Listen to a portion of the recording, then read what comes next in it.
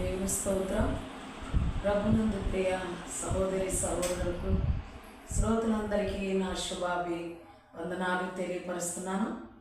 దేవుని స్తోత్రం. హల్లెలూయా. ఈరోజు ఒక మంచి ఆత్మీయ సందేశాన్ని మీ మధ్యకి తీసుకొస్తున్నాం. ప్రియమైన సహోదరి సహోదరులారా, ఒక మంచి సందేశం. ఒక కుటుంబం ఉంది. ఆ కుటుంబంలో కొంతకాలం చాలా మంచిగానే కుటుంబం అంతా మంచిగానే కొనసాగింది. సేవలో చాలా మంచిగా కొనసాగారు. కొంతకాలానికి ఒకరు బాగా చేస్తుంటే ఇద్దరికి ఆ ఇంట్లో వాళ్ళకి అసూయ వచ్చింది. ఒకరితో దేవుడు బాగా మాట్లాడి దేవుడు వాళ్ళతో ఆశ్చర్యకార్యాలు అద్భుత కార్యాలు జరిగిస్తుంటే అసూయ వచ్చింది.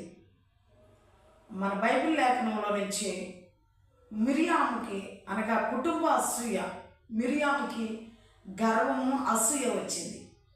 ఈరోజు మీ మధ్యకి తీసుకొస్తున్న ఆత్మీయ సందేశం ఏమనగా కుటుంబంలో అసూయ. ఆ కుటుంబంలో అసూయ అనేది సాధారణంగా ప్రతి ఇంట్లో కలుగుతూ ఉంటుంది అన్నమాట. ప్రతి ఇంట్లో అసూయ అనేది కలుగుతూ ఉంటుంది. అయితే కలుగుతూ ఉంటుందంటే కలగమని కాదు, కలగకూడదు. అసూయ అనేది రాకూడదు.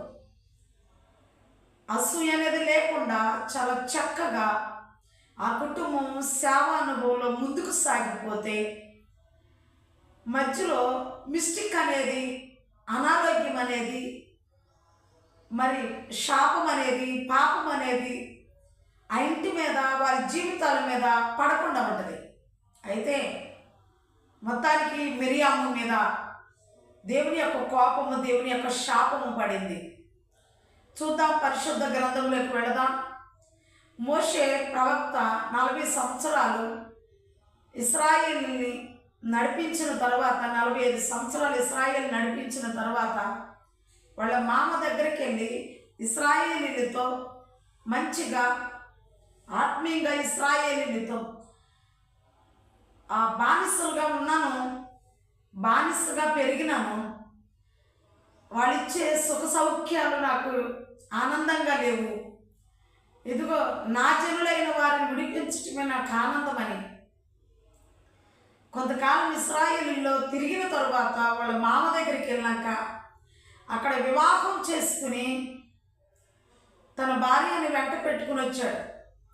మన మధ్యలో ఇప్పుడు వరకు తిరిగాడు మోషే. మన మధ్యలో మనల్ని ఎంతగా ధైర్యపరిచాడు, బలపరిచాడు, నడిపిస్తున్నాడు.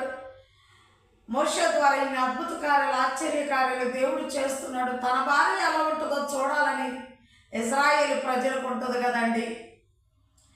అదే రీతిగా మోషే భార్యను చూడాలని వాళ్ళందరికీ ఆశ కలగా ఇత్రో కుమార్తెను, ఇత్రో మరొక పేరు ఉంది, రగుయేలు ఆయన పేరు. ఇత్రో యాజకుడు ఇత్రో కుమార్తెను పెళ్లి చేసుకున్నాడు. సిప్పోరాను పెళ్లి చేసుకుని మరి వారి మధ్యకి, వారి కుటుంబంలోనికి మరొక స్త్రీని తీసుకొచ్చేసరికి మిరియాముకి, ఆరోనికి ఇదిగో ఇలాంటి వ్యక్తిని ఈమెను వివాహం చేసుకుంటూ ఏంటని కొంచెం మనసులో కలిగిందండి. స్త్రీకి స్త్రీ విరోధి అని చెప్పినట్టుగా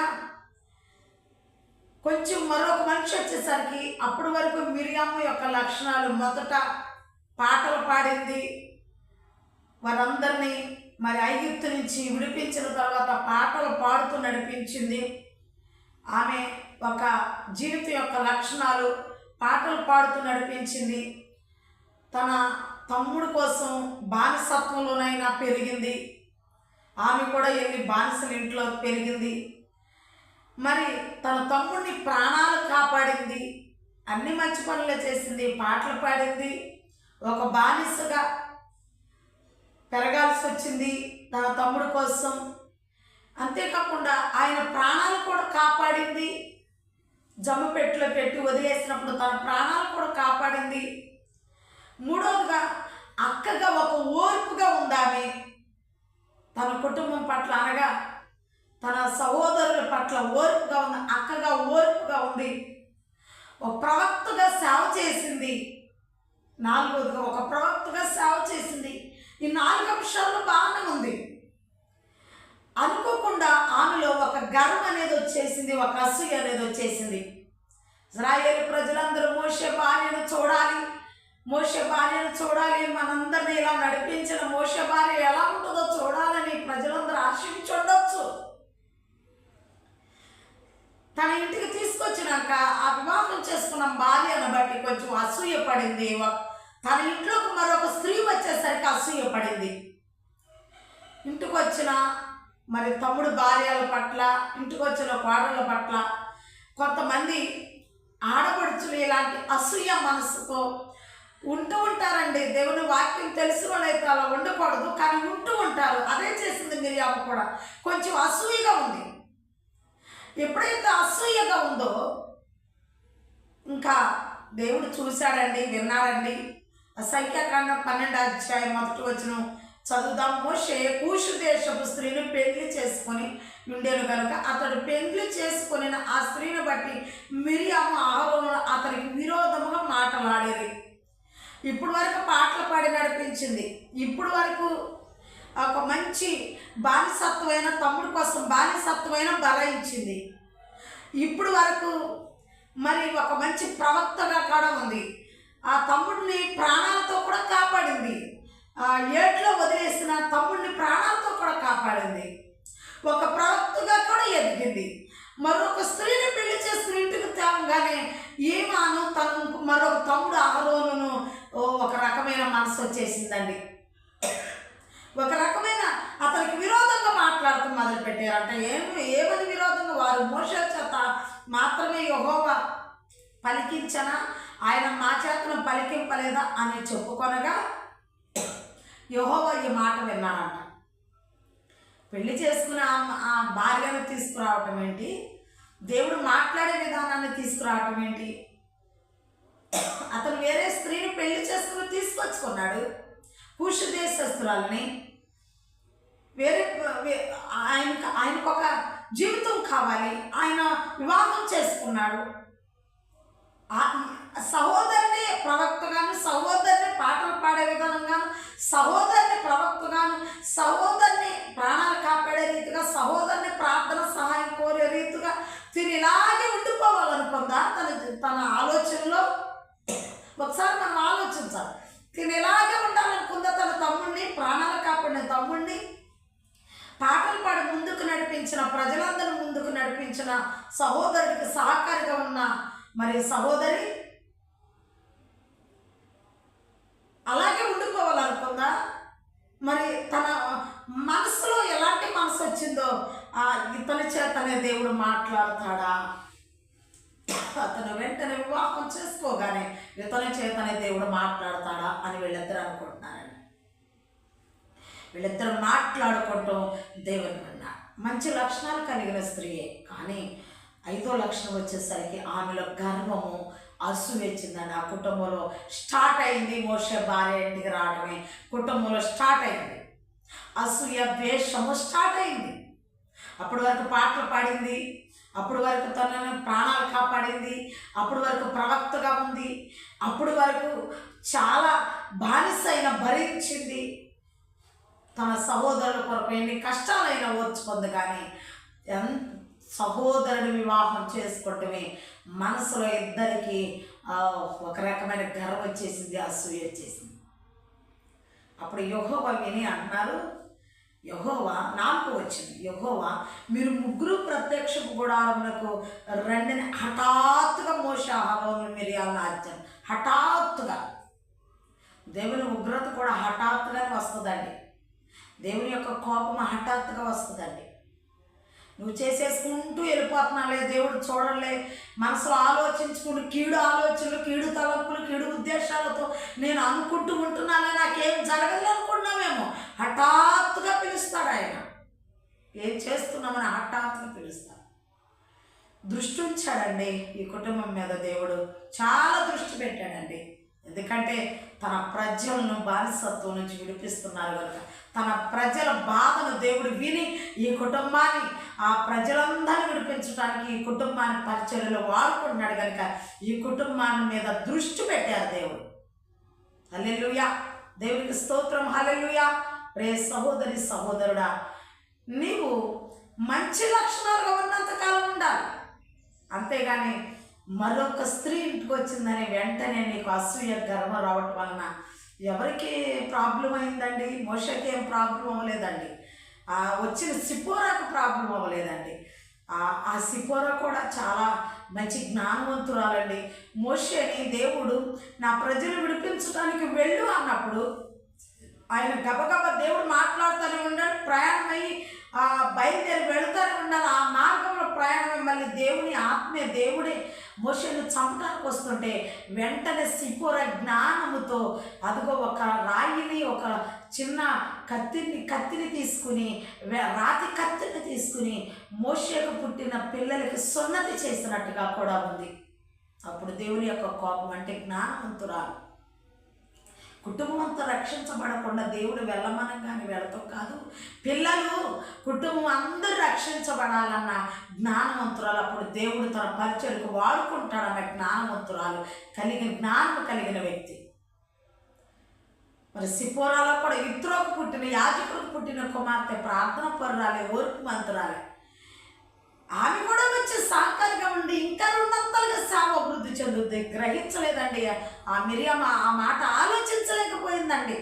నాకు తోడుగా మరొక వ్యక్తి వచ్చింది అని ఆలోచించుకోలేకపోయింది. వెంటనే ఆ స్త్రీని చూడంగానే ఈ స్త్రీకి గర్వం వచ్చేసింది. ఆ స్త్రీని చూడంగానే ఈ స్త్రీకి అసూయ వచ్చేసింది. ఇవి చేసిన మంచి పనులన్నీ పక్కన పెట్టేసింది.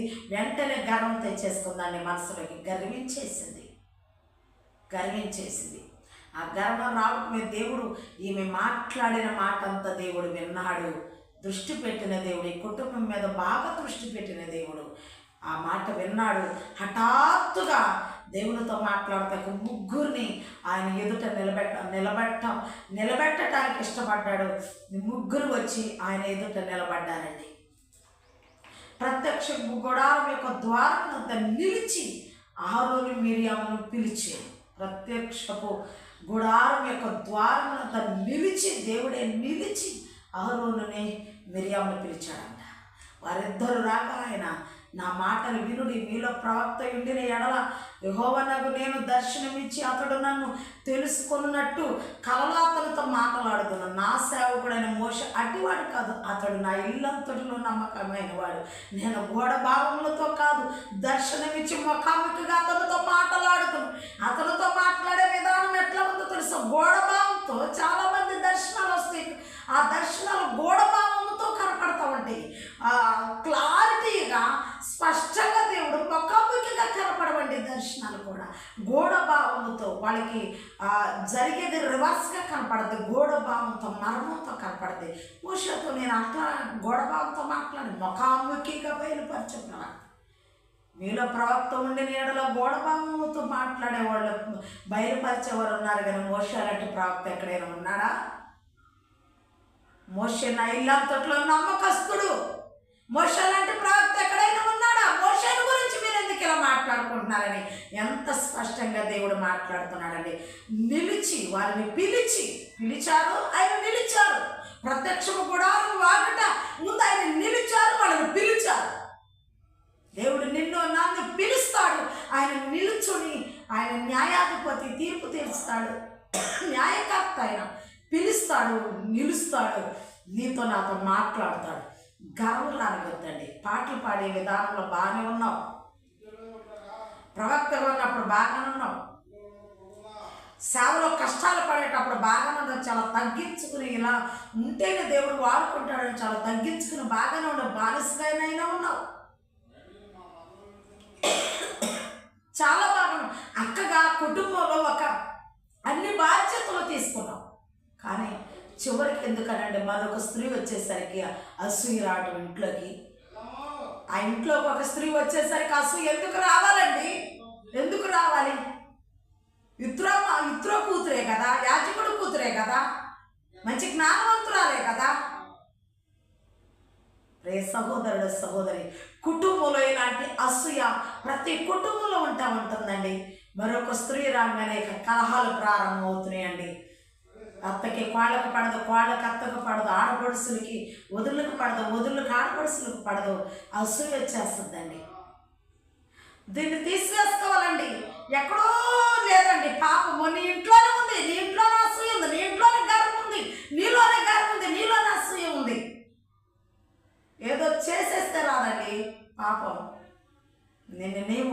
చాలా ఎప్పటికప్పుడు పరిశీలించుకుంటూ భక్తిని కాపాడుకుంటూ రావాలి. శక్తిగల భక్తి చేయాలి. శక్తిగల భక్తి చేసిన రోజునే ఇదిగో నీవు ఆ 5వ మాట గర్వము అన్నది, అసూయ అనేది ఆ కుటుంబంలో రాకుండా ఉంటుంది. ఆ 4 మాటలో ఉన్న ఈమె జీవితము 5వ మాటగా ఈమె కూడా మోషే ప్రవక్తలాగా ముఖాముఖిగా మాట్లాడుతున్న ఇల్లంతట్లో నమ్మకస్తురాలనే బిరుదు పొందుకునేది. కానీ ఆ బిరుదుకు దూరం అయ్యింది. వెంటనే కుష్టి శాపం వచ్చి పడిపోయింది. దేవుని యొక్క కోపము శాపం వచ్చి పడిపోయింది. మళ్ళీ ఈమె కోసం మోషేను మళ్ళీ ఈమె కడగటానికి, ఈమె హృదయం కడగటానికి, ఈమె తలంపులు కడగటానికి, ఈమె ఆలోచన కడగటానికి, ఈమె మరి శుద్ధీకరించబడటానికి దేవుని పాదాలు పట్టుకుని మోషే ఎంత బ్రతులాడాడండి, ఎంత బ్రతులాడాడు. దేవుని బ్రతులాడి ఆమె కొన్ని రోజులు ఊరు వెలుపల కుష్టి చేత వెంటనే నొసట మీద ఆమె మనసును గర్వించినందున, ఆమె మనసును అసూయ వచ్చినందువలన, తోటి సహోదరు మీద అసూయ మనసు గర్వం వచ్చినందువలన వెంటనే ఆమె నొసట మీద కుష్టి వచ్చింది. నువ్వు అసూయగా గర్వంగా ఉన్నాను, నీకు కనబడేది ఇప్పుడు ఈ కాలంలో నీకు రావట్లేదేమో. వస్తే మిరియాము గుర్తొస్తుంది, కానీ రావట్లేదు. ఎందుకంటే కృపామయుడు కదా, కృపాకాలంలో ఉన్నాం కదా, మన యేసయ్య కృపామయుడు కదా.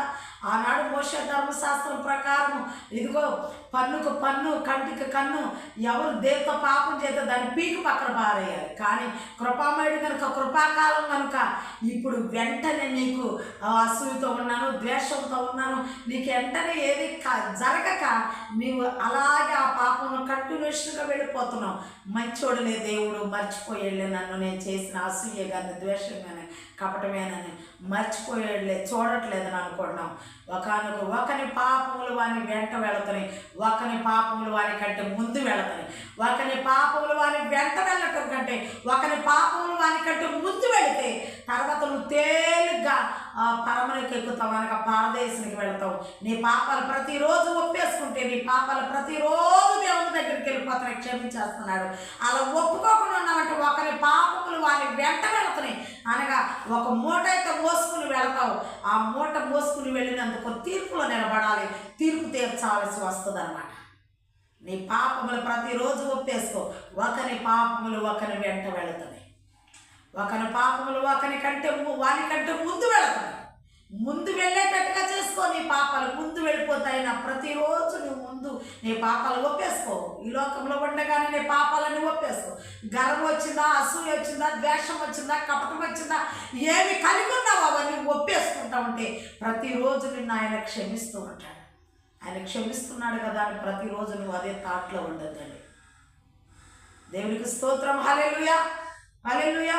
ప్రియమైన సహోదరి సహోదరులారా, కుటుంబంలో మరొక వ్యక్తి వచ్చినప్పుడు చాలా ఇంకా అంతకంటే ప్రేమగా మందక మాదిరిగా ఉండటానికి చాలా అపోస్తలుడైన పౌలు తన అనుభవంతో చెప్తున్నాడు. గలతీ సంఘానికి చెప్తున్నాడు. గలతీ పత్రిక 5వ అధ్యాయం 26వ వచనం. గలతీ పత్రిక 5వ అధ్యాయం 26వ వచనం.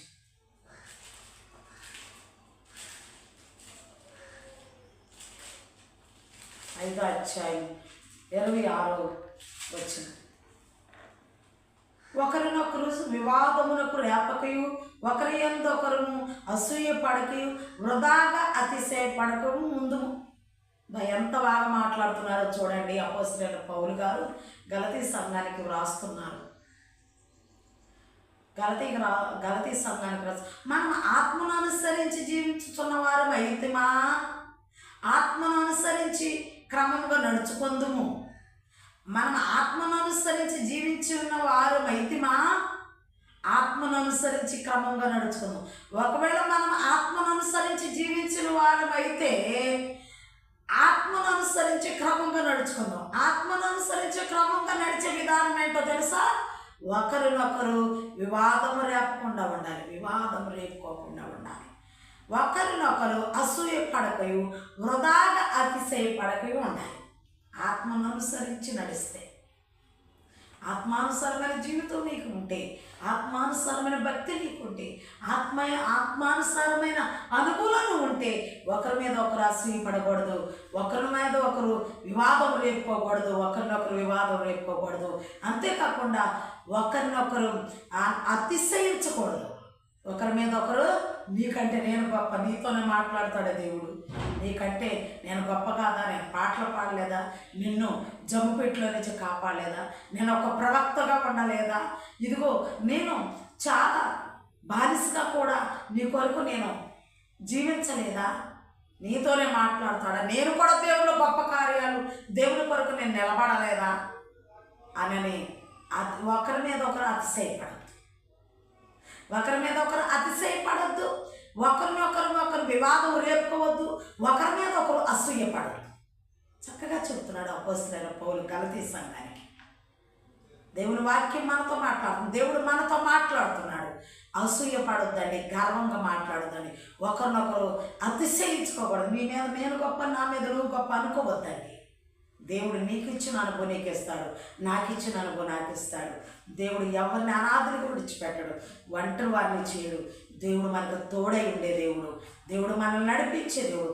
మన అసూయను పక్కన పెట్టేద్దాం, మన గర్వాన్ని పక్కన పెట్టేద్దాం, మన అతిశయాన్ని పక్కన పెట్టేసి దేవునికి నమ్మకస్తులుగా ముందుకు సాగాలని దేవుని యొక్క వాక్యము మన మధ్యకి దేవుడు మనతో మాట్లాడుతున్నారు. దేవునికి స్తోత్రం, హల్లెలూయా. ఇంతటితో నా వాక్య సందేశం ముగించబడింది. చిన్న ప్రార్థన చేసుకుందాం. పరలోకమందున మా కన్న తండ్రి, గొప్ప దేవ, నీ ఘనమైన నామానికి స్తుతులు, స్తోత్రాలు, కృతజ్ఞత స్తోత్రాలు. అయ్యా, మీరే మాతో మాట్లాడినందుకు కృతజ్ఞతలయ్యా. అయ్యా, మిరియాములాగా మనకు ఎలాంటి గర్వం కానీ అసూయ కానీ అతిశయం కానీ రానియొద్దాయి. మా ప్రేక్షకుల అతిశయాన్ని వదిలిపెట్టి, మా ప్రేక్షకులు ప్రభు అసూయను విడిచిపెట్టి, గర్వాన్ని విడిచిపెట్టి, అయ్యా నీకు నానైనా నమ్మకమైన సాక్షులుగా సాగే కృపను దయచిన, ఈ వాక్యం వింటున్న ప్రతి ఒక్కరిలో కార్యరూపం దాల్చే కృపను దయచిన యేసు నామమున అడిగి వేడుకొనుచున్నాము తండ్రి, ఆమేన్.